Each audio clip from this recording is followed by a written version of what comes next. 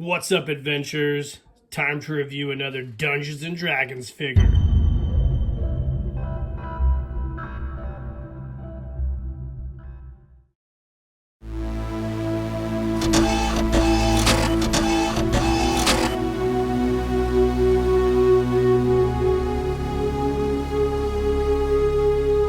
Keep living the adventure. Axis of Awesome.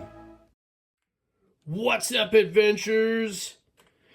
Welcome to another Reviews Day. Today we're reviewing yet another figure from Hasbro's failed Dungeons and Dragons line of figures, and that is the Golden Archive edition of Drizzt from R.A. Salvatore's legendary novels back in the 1980s, The Forgotten Realms, with the dark elf Drizzt. This is the figure that's probably more true to the character from those novels back in the day. You can see here on the back of the packaging, this is the legendary character. Now, I've done a review of a different version of this from Hasbro, a more deluxe version that comes with his Black Panther, I think that's what it was, Gwenweaver, I think. But typical packaging, this is still when Hasbro was doing their garbage woke packaging with no plastic bubble, just cardboard. But hopefully that all shit is dead now. Hopefully woke is dying. I really, really hope it is.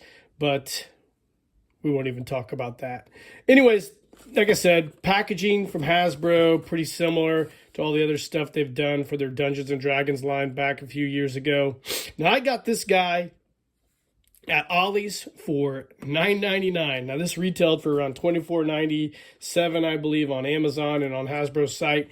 And there was no freaking way I was paying full price for a figure that should be priced at $9.99. I found this the other day, and I decided to do a review of it. And there's probably plenty of reviews on this because it's been out for a while, but we're going to take a look at it. So we're going to pause the video and pop him out of his packaging. All right, welcome back, guys. So I've probably said this before in some other reviews, but I do appreciate a couple things about Hasbro's failed attempt to be environmentally conscious. I do like the ability to store these, so it is a little more collector friendly than the bubble packaging, plastic bubble packaging, and it comes with these really cool wax paper containers. I ended up ripping some of these, but I try to preserve them as much as I can in case I ever need to store this figure again. So there is a little bit of a silver lining to this otherwise really, really shitty dark cloud. Just wanted to say that. Alright, gang, welcome back. So here is the figure proper out of his cardboard coffin. Few things about the figure to start off with. He doesn't come with the dice, the D&D dice. I know a lot of the other deluxe figures came with dice. I know the deluxe version of him came with a set of dice, as well as the cartoon Dungeons and Dragons figures. So that's one thing I noticed. This doesn't have the dice, so whatever. He does come with a jewel or some kind of emerald or something, or rather. He does also come with his two signature, swords here, which are not nearly as detailed or nice as the swords in the deluxe version. You can see here. One's got the signature handle. So his elven blades are both there, and he does have a kind of a cheap blade effect, which is not nearly as detailed as some of the others I've seen with these types of figures. The figure himself comes with a plastic cowl cape. It goes on and off, very cheap, not great, but it's basically good for display. Now, I do like the head sculpt. The head sculpt looks really nice. It only comes with one head sculpt. It's a very somber face. You can see here. It looks all right. I actually like this a little bit better than the one on the deluxe figure.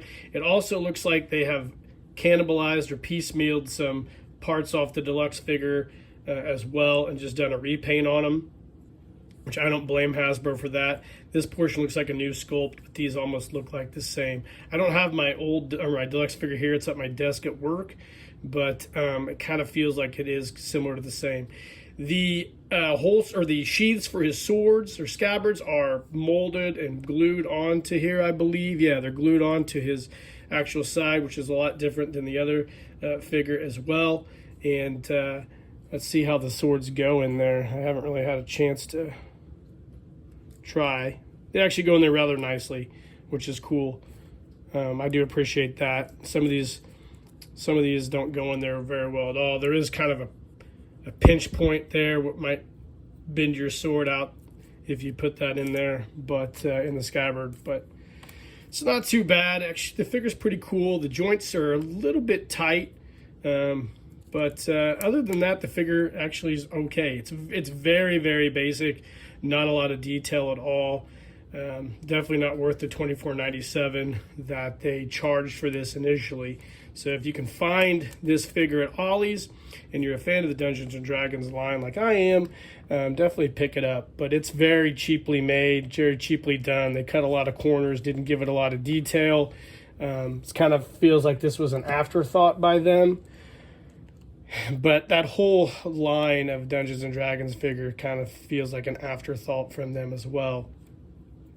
I have been trying to find some of the creatures from the line as well, like the owl bear, as well as some of the others. I didn't see those at my Ollie's, but maybe they'll be there around the holidays. But it's not a bad figure. It's like I said, it's really basic, cheaply done, not a lot of detail.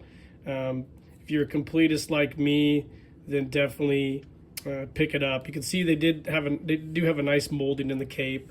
Gives it almost a nice cloth feel, but still really, really cheaply done and really lacking in detail. This is a figure you probably would have seen in the 90s, I guess, in my opinion.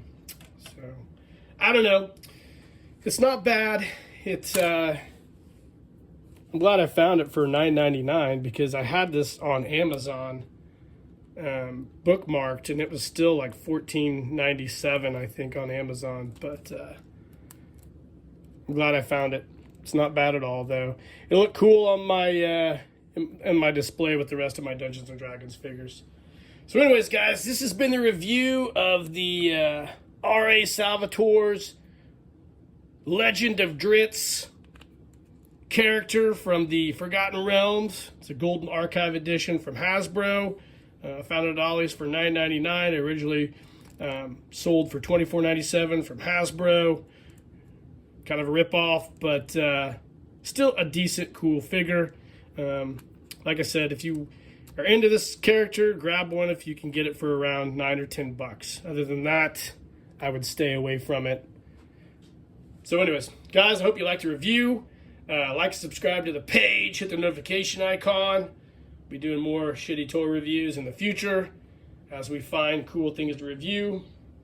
And in the meantime, keep living the adventure. And cheers.